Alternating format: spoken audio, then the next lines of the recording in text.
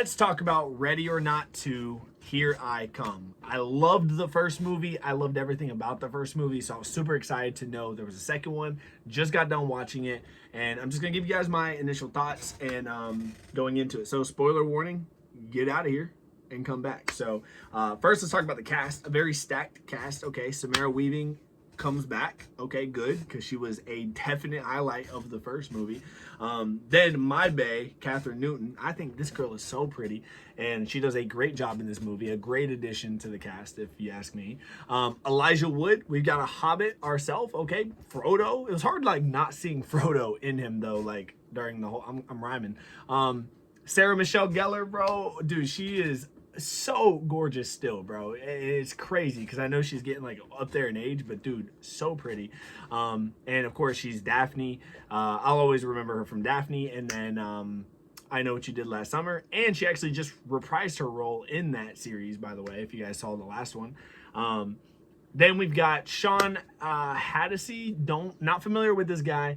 David Cronenberg. The last name is definitely familiar. Yeah, and then there's a couple here and there that I didn't really recognize anybody else. Oh, except for Nestor Carbonell. I've seen this guy. I probably just butchered his name. I've seen this guy in definite other things. Oh, Kevin Durant, bro. Kevin Durant as Bill Wilkinson. I was hoping he would have a bigger role in this movie because I loved him in Abigail. Dude, Abigail was insane. But let's talk about the production, okay? This movie is so good. I'm curious to know what it's going to do numbers-wise because I honestly think it is amazing. It's classified as a comedy horror, which I think it rides the balance so well. And if you're somebody who like hasn't really dove all the way into horror just yet, this should be the movie for you to get your feet wet. You know what I mean? To like get into it. It's not baby at all. Like it's not baby steps because there's some gore. There's some really like horrific beats of like jump scares. Jump scares are a definite thing, bro. There's one guy with a gun. Every time he shot that dang gun, it jump scare, bro. Me and my friends were all freaking out. Anytime somebody explodes, it's a jump scare. It's always when you do not expect it, and it's amazing. The perfect comedic timing of every combustion, pause, is honestly needs to be studied because it was so good. This movie is very artistic, very artistic. There are some scenes where it is beautiful. There's one where Samara's character, and which is Grace in the film, is fighting another girl, and it's being soundtracked by this song, and I can't remember the name of the song. It's like, if you need it on tonight. Some of y'all will know it.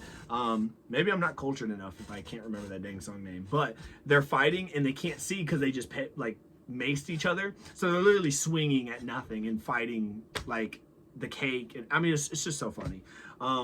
There's that, and then there's just amazing action sequences too. Like every time they fight somebody, it's very well choreographed, very well planned out. Let's talk about practical effects. Lots of blood. Lots of freaking blood, dude. This game, I'm curious to know if this was made by Radio Silence, and that's what I was trying to find out because it definitely gave off Radio Silence vibes. So if you guys aren't familiar with Radio Silence, they are a production company, production team that honestly does so well with the movies that they do. And they always do like different, I don't know, just different big ideas that you would never think would actually make it on paper. Actually, they're responsible for bringing back the Scream franchise as well, in my opinion. They did, I believe, 2 of them, and they were going to do the 3rd, but I could be wrong about that, but let me know. Yeah, I can't do, I'm so stupid. I can't even. Directed by Matt Bettolini, Tyler Gillette, written by Guy Busick, R. Christopher Murphy. Hold on one second. Let me see. Did Radio Silence do Ready or Not 2? Dude, I don't know. I feel like it. I'm so stupid. Yeah, okay. Good. All right. Radio Silence is involved in the sequel. The filmmaking collective, known for their work on the original film, is returning to direct Ready or Not 2, which picks up the story from that. Okay, I should have known. So yeah, they definitely did the second one. Radio Silence is probably some of those names that I actually mentioned. So that's cool. But yeah, no, this movie's great, man. This movie's super funny. It's super action packed. It's scary at times. Lots of devil talk, you know what I mean? Lots of Satan, which is crazy because it's like it's talked about so much that you would think they're making fun of it. And low-key, it probably is. It's probably commentary to like the cultist realm and world. It's basically like the opening scene of this movie, or not opening scene, but like one of the opening scenes is this old guy who's like in charge of the world is like watching this war, and with like the click of a button, he calls somebody in and he's like, yeah, let's do a ceasefire. And literally just ceasefire happens almost immediately. So he's like, it's to basically say that like all these people are in power because of Satan and they're all corrupt, and that's why the world is the way it is. So super, super cool. Highlights of the film, again, the action sequences, the fact that they all have to use specific weapons to kill. The rules play a huge part in this movie. You got to be paying attention to the rules because you might get confused, like, oh, why did that person just die? Why didn't that person die? You got to be listening to the rules, and it's actually how the rules play a huge part in how Samara's character survives until the end. And so, yeah, you know, Catherine's addition too, she's like this long lost sister. And at first I was a little hesitant to the plot because I'm like, man, estranged sisters hate each other.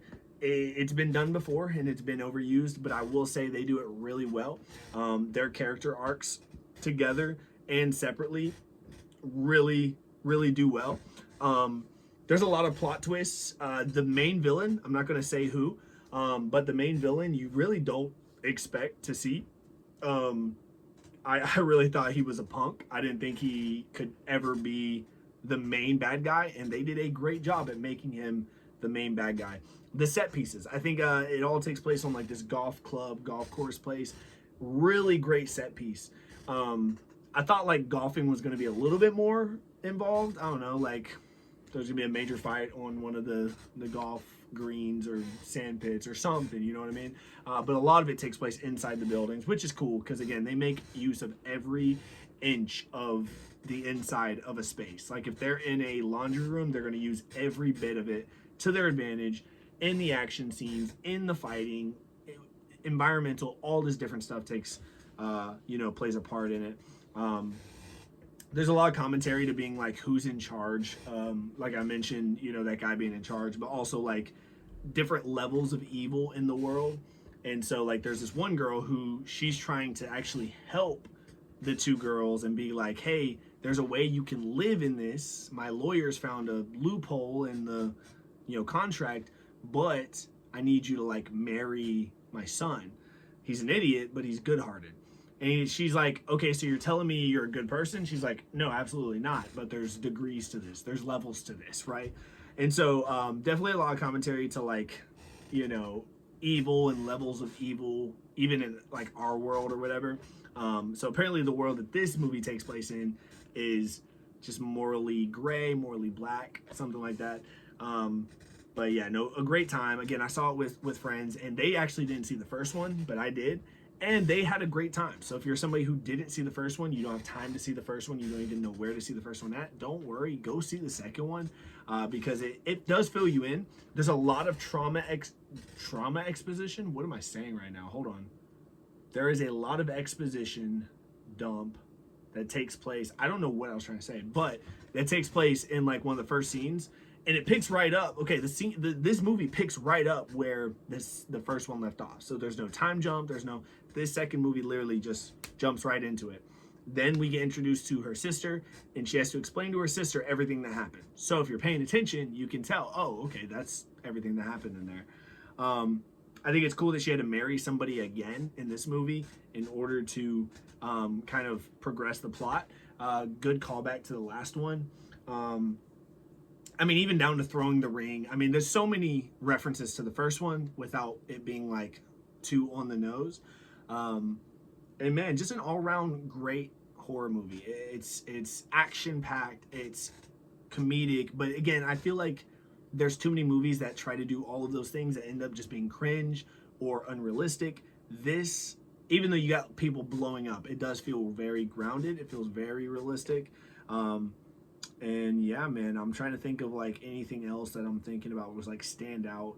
Again, the blood, the gore, freaking crazy, super good. No crazy kills, I'll say. There's a couple that are interesting. There's a couple that are like, wow, what the heck?